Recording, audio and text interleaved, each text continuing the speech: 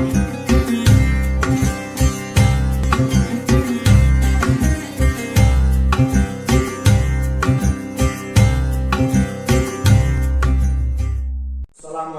warahmatullahi wabarakatuh.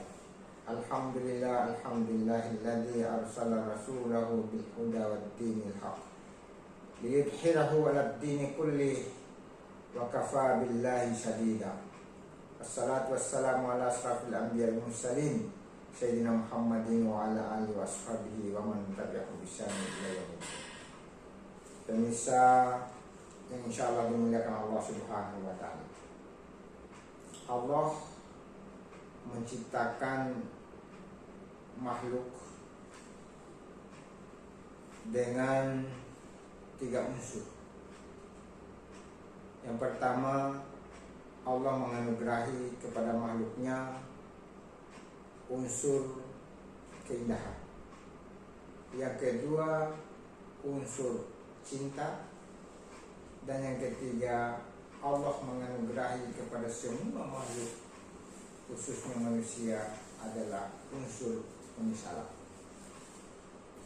Keindahan adalah kebutuhan bagi siapa saja. Sejelek-jeleknya manusia masih punya rasa untuk menikmati keindahan, atau masih punya kecenderungan untuk dihormati bahwa di dalam dirinya ada nilai-nilai keindahan. Dimanapun orang berada, keindahan selalu dihadapi. Karena itu, keindahan itu adalah pengewantahan Tuhan atau manifestasi Allah Subhanahu wa taala. Di daratan ada dihiasi oleh berbagai keindahan, pepohonan, gunung-gunung, bebatuan, tanah. Di lautan, di bawah lautan ada keindahan dihiasi dengan berbagai macam jenis flora fauna. Kemudian di udara juga dihiasi dengan berbagai macam keindahan. Alam tara anna Allah yasjudu lahu man fis samawati wa ma fil ard was-samsu wal qamaru wan nujumu wal jibalu was sajaru wad dawab wa katsirun minan nas wa katsirun haqqo 'alaihi al-'azab. Apakah kamu tidak memperhatikan apa-apa yang ada di langit dan di bumi? Semuanya pada sujud kepada Allah Subhanahu wa taala. Mulai dari matahari sujud kepada Allah, bintang sujud kepada Allah, kemudian bulan sujud kepada Allah, gunung-gunung, pepohonan, sampai dengan hewan-hewan melata. Bahkan hewan yang kasat mata pun sujud kepada Allah Subhanahu wa taala. Dan ada sebagian manusia, sebagian besar manusia juga menghina dirinya.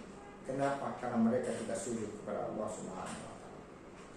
Pemirsa sekalian, oleh karena itu menikmati keindahan itu bagian daripada berbakti dan menyembah Allah Subhanahu wa taala.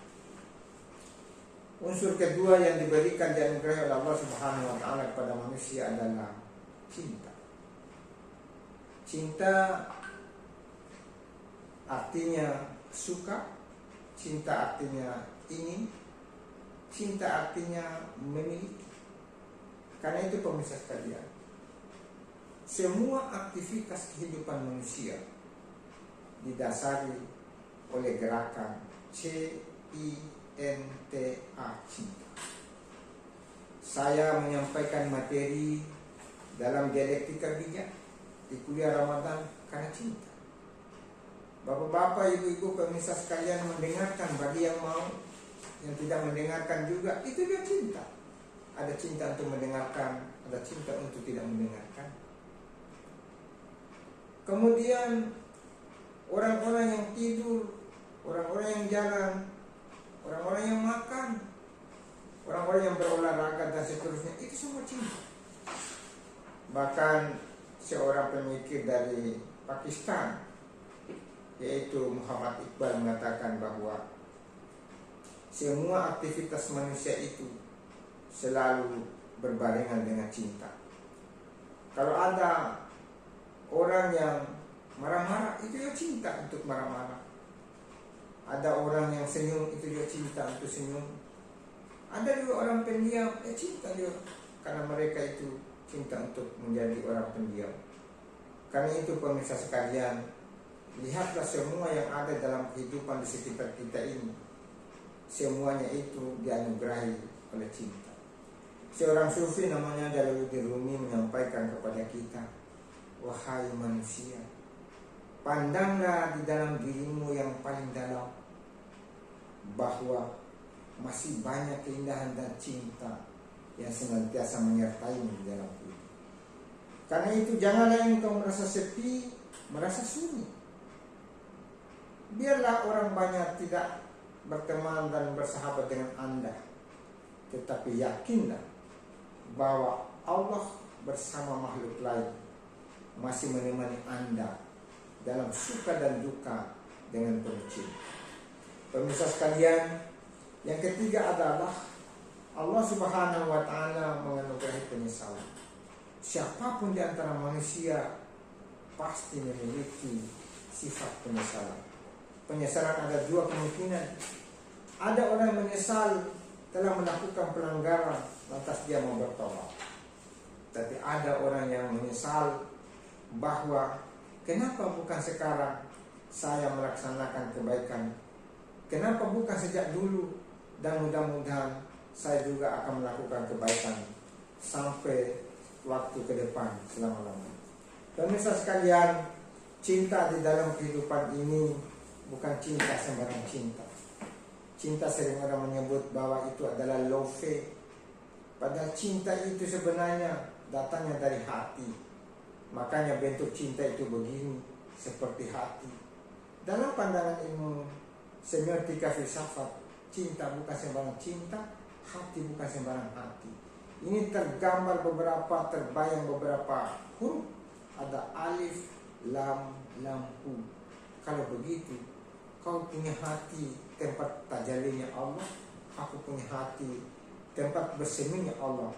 Karena demikian, kamu punya Allah, aku punya Allah. Janganlah kamu menyakiti satu dengan yang lain, karena apabila kamu menyakiti satu dengan yang lain, Anda telah menyakiti Allah, karena satu dengan yang lain itu adalah makhluk ciptaan Allah Subhanahu wa Ta'ala. Pemirsa sekalian, oleh karena itu cinta ada beberapa tingkatan. Satu, cinta awam, yang kedua cinta khawas, yang ketiga cinta khasul khawas. Cinta awam adalah cinta erosi. Orang-orang awam itu mencintai sesuatu karena pertimbangan kebutuhan material yang ansih. Sedangkan cinta yang menengah, cinta khawas adalah cinta sofia, cinta bijaksana. Saya datang bekerja sebagai seorang dosen, aku cinta karena aku tahu bahwa hidup ini bukan untuk diriku, tetapi untuk orang lain. Aku hadir ini belajar atau menuntut ilmu bukan untuk diriku, tetapi untuk orang lain. Pemirsa sekalian, pekerja yang lain misalnya orang-orang yang sebagai buruh bangunan, itu karena bijaksana dia mengerjakan sesuatu itu bukan karena uangnya, tetapi pekerjaan itu menjadi sebuah kebutuhan. Begitu juga profesi-profesi yang lain, kerjalah pada instansinya masing-masing bukan karena pertimbangan uang, tetapi itu adalah kebutuhan hidup dan pengabdian kepada masyarakat serta pengabdian kepada Allah Subhanahu wa Ta'ala.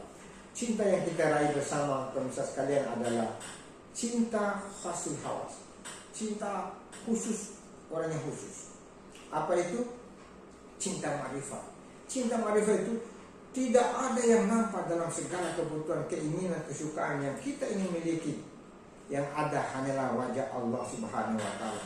Sebagaimana disampaikan oleh Zunnun al-Misri, seorang sufi dari Mesir, mengatakan bahwa ya Rabb, ana la uridu minallah illallah. Wahai Tuhan, saya tidak menginginkan sesuatu darimu, tetapi yang diinginkan adalah dirimu. Apa maksudnya pemirsa sekalian? Bahwa di dalam hidup ini kita tidak mengharapkan sesuatu kalau sesuatu itu tidak ada berkah dari Allah Subhanahu wa Ta'ala. Semua yang kita butuhkan itu akan hancur, fana. Tetapi yang kita raih semata-mata adalah cinta Allah Subhanahu wa taala. Karena itu Allah berfirman, "Qul in kuntum tuhibbunallah fattabi'uni yuhibbukumullah wa yaghfir lakum dzunubakum wallahu ghafurur rahim." Katakanlah, jikalau engkau ingin dicintai Allah Subhanahu wa taala, ikuti aku, kata Nabi besar Muhammad sallallahu alaihi wasallam, dan hendaklah engkau memohon ampun atas segala dosa-dosamu yang lalu, karena sesungguhnya Allah itu Maha Pengampun lagi Maha Bijaksana. Pemirsa sekalian, semoga dalam hidup ini kita selalu mampu memelihara apa itu keindahan yang ada dalam diri kita dan memelihara cinta supaya kita tidak masuk pada kelompok-kelompok orang yang menyesal. Barakallahu li wa lakum. Wassalamualaikum warahmatullahi wabarakatuh.